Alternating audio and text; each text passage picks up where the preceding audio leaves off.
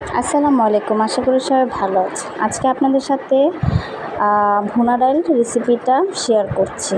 তো সব কিছু রেডি করে রেখেছি, ডাল ভিজিয়ে রেখেছিলাম আগে, পেঁয়াজ রসুন কেটে রেখেছি।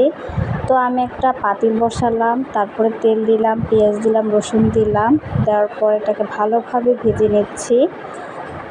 তো কে কেমন ভুনা ডাল পছন্দ করেন অবশ্যই সবাই কমেন্ট করে জানাবেন। তো পরিমাণ মতো লবণ দিয়ে দিয়েছি, এটাকে ভালোভাবে ভেজে নিচ্ছি। আর পেঁয়াজটা লাল লাল হয়ে যাওয়ার পরে আমি এটাকে হলুদ দিয়ে দিলাম পরিমাণ মতো।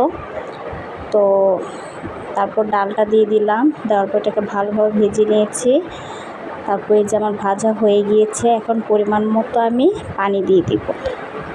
যেহেতু এটা ভুনা ডাল, তা আমি এভাবে রান্না করছি। কে কীভাবে রান্না করে অবশ্যই সবাই কমেন্ট করে জানাবেন। আর অবশ্যই লাইক কমেন্ট শেয়ার অবশ্যই করবেন।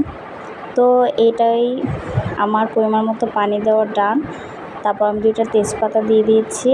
তো এই যে আমার ডালটা হয়ে আসছে, পরিমাণ মতো আমি কাঁচামরিচ দিয়ে দিলাম কয়েকটা। তো দেখেন কেমন হচ্ছে,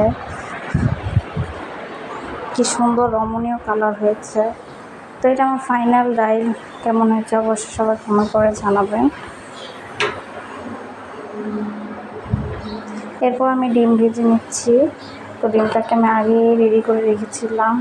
একটা প্যানের মধ্যে আমি তেল বসিয়ে, তেলটা গরম হয়ে গেলে আমি ডিমটা দিয়ে দিব। আর গাইস দেখেন কত সুন্দর করে ডিমটা ফুলে যাচ্ছে, আমার তো দেখতে অনেক সুন্দর লাগছে। আপনারা অবশ্যই সবাই কমেন্ট করে জানাবেন কেমন হয়েছে, আর লাইক কমেন্ট শেয়ার করতে ভুলবেন না। তো এটা আমার ফাইনাল ডিম, ফাইনাল লুক। এরপর আমি জালি কুমড়া প্রথম রেসিপিটা দেখাতে পারলাম না, তাই লাস্টের রেসিপিটা আমি দেখাচ্ছি। তো কেমন হয়েছে, আর কারা কারা জালি কুমড়া খেতে পছন্দ করে অবশ্যই লাইক কমেন্ট শেয়ার করে জানাবেন। আল্লাহ হাফেজ।